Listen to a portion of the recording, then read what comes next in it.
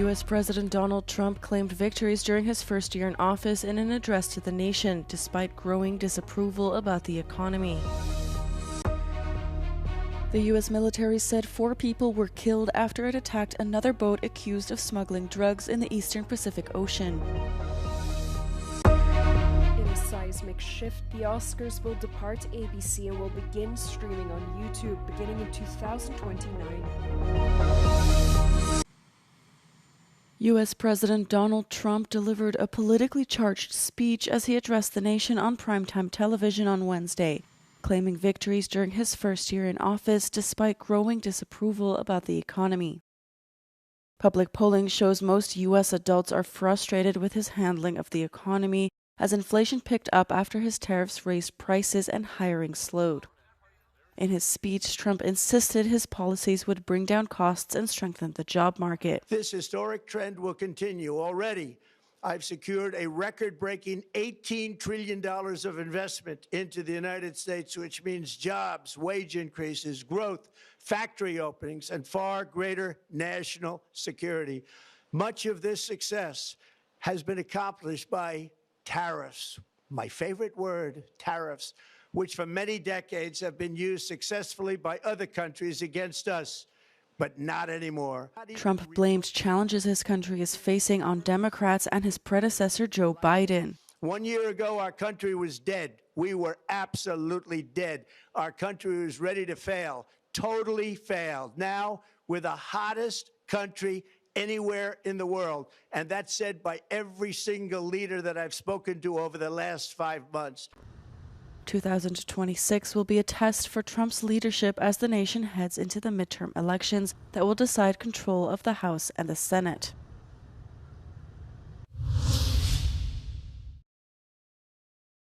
The U.S. military said 4 people were killed after it attacked another boat accused of smuggling drugs in the eastern Pacific Ocean. Trump has justified the attacks as a necessary escalation to combat drug trafficking and asserted the U.S. is engaged in an armed conflict with drug cartels. Tensions have risen with Venezuela as Trump expressed willingness to conduct strikes on land and ordered a blockade this week on sanctioned oil vessels coming into and out of Venezuela. Trump vowed to continue the military buildup until the country gave the U.S. oil, land, and assets, though it was not clear why he felt the U.S. had a claim. Getting land, oil rights, whatever we had, they took it away because we had a president that maybe wasn't watching. But they're not going to do that. We want it back. They took our oil rights. We had a lot of oil there. As you know, they threw our companies out, and we want it back. The Trump administration is facing increasing scrutiny from congressional Democrats over the boat strike campaign. House Republicans rejected Democratic-backed resolutions on Wednesday that would have forced the government to seek authorization from Congress before continuing its attacks. Secretary of State Marco Rubio and Defense Secretary Pete Hegseth defended the campaign as a successful counter-narcotic effort, but did not inform Congress about its ultimate goals when it comes to Venezuela. After more than half a century, the Oscars will depart ABC and will begin streaming on YouTube. 2028 will be the last year that the US TV channel will broadcast the Academy Awards, making it the end of an era. Several media are calling it a seismic shift, but top representatives of the Academy said the shift of the show to YouTube will make it more accessible to a broader worldwide audience. They say the move will be beneficial to both Academy members as well as the film community. The Academy Awards will stream for free worldwide on YouTube. It will be available with audio tracks in several languages, in addition to closed captioning. YouTube will not only stream the award show itself, but will also include red carpet coverage, stream the Governor's Awards, and the Oscar nominations announcement. Russian President Vladimir Putin said on Wednesday that Moscow will expand its gains in Ukraine by force if Kiev and its Western allies reject the Kremlin's demands. In a speech to top military officers, Putin dismissed an amended US-led peace plan. The Russian president slammed Europe and chastised European leaders over their stance towards ending the war in Ukraine. Маловероятно, что это возможно с действующими политическими элитами Но в любом случае это будет неизбежно по мере нашего дальнейшего укрепления. Если не с действующими политиками, то при смене политических элит в Европе. He also blamed the West for starting the war and called European leaders swine that were hoping to profit from a potential Russian collapse. В 2022 году начали войну. Это деструктивные силы на Украине при поддержке Запада, по сути, Запад сам развязал эту войну. Мы только пытаемся ее закончить, прекратить. Putin also claimed that 92% of Russia's nuclear arsenal is modernized and unmatched by any other power. He also announced the Oreshnik missile will enter service this month, claiming it cannot be intercepted.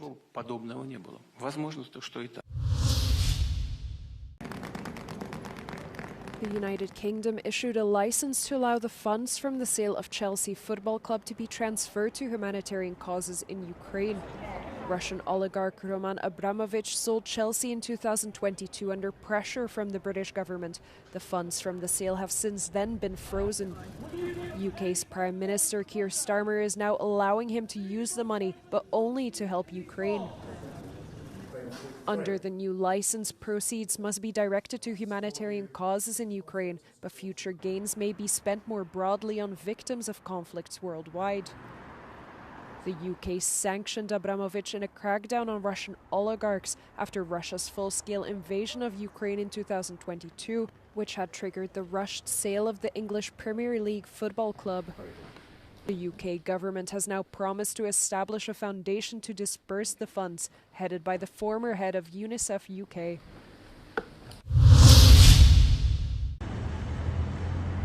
This week, the European Union is facing two major decisions that could shape its global image.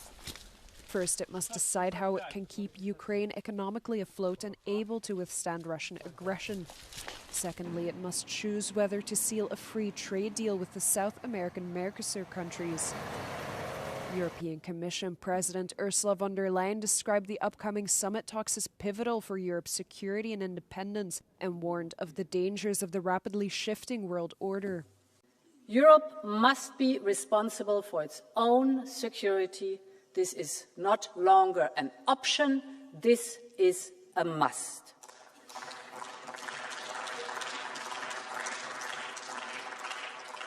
And we know the threats that we face and we will confront them. This means we need to be ready. We have to develop and deploy new capabilities so that we can fight a modern hybrid war.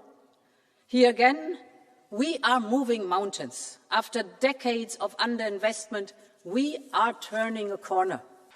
The two crucial talking points have resulted in division within the bloc. On Ukraine, von der Leyen is in favour of using frozen Russian assets for Ukraine's reparation loan, but Belgium remains unconvinced and continues to demand for the risks to be equally distributed between EU countries. And on the Mercosur trade deal, which needs the backing of the majority of member states, some countries remain undecided like Italy or have voiced their opposition like France. The European Union and United Kingdom have finalized a deal to reintegrate British students into the Erasmus Plus scheme in 2027. It takes place 7 years after the UK formally left the EU, including all its institutions and bodies. The British government had been under considerable pressure from student bodies, including universities, to rejoin Erasmus Plus. Yet a history of proportionately lower take-up by British students studying in the EU made the British government reluctant. More than 100,000 people from the UK are likely to benefit from the programme in 2027, according to the British government. Good morning, everyone. The deal is being hailed in London as a step towards greater EU-UK relations, but the recent failure to agree on UK involvement in the Safe Defence Fund has critics complaining about a piecemeal approach to Europe.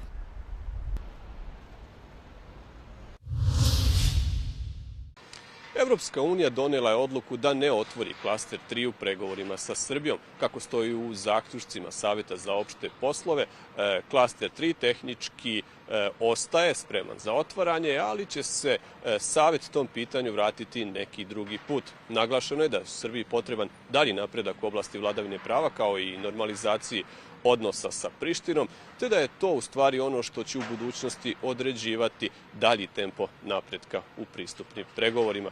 Podsjećam da je ovo već 3. godina kako klaster 3 stoji ocena da je spreman za otvaranje, ali zeleno svjetlo ne dolazi iz Brisela, a odgovor Beograda po svemu sudeći je bojkot današnjeg samita zemalja Zapadnog Balkana sa Evropskom unijom. Kako je rekao predsjednik Srbije sinoć, prvi put u posljednjih 13 godina niti on, niti iko drugi iz Srbije neće doći na samit. On kaže da je o tome razgovarao sa brojnim evropskim liderima i zahvalio se predsjedniku Evropskog savjeta i predsjednici Evropske komisije na podršci.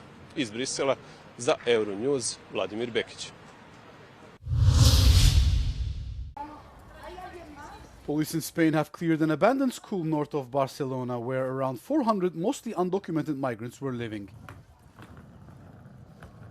Many sub-Saharan migrants from countries such as Senegal and Gambia had occupied the empty building in Badalona town since 2023. Badalona's mayor, Javier Garcia Albiol, known for his anti-immigration stance, announced the eviction on social media. Most residents left ahead of Wednesday's winter operation, but lawyers warn many will now end up sleeping on the streets. Local authorities must offer access to social services, though they are not obliged to find housing for everyone. Community groups say a wider housing crisis is forcing even people with work permits into unsafe squats.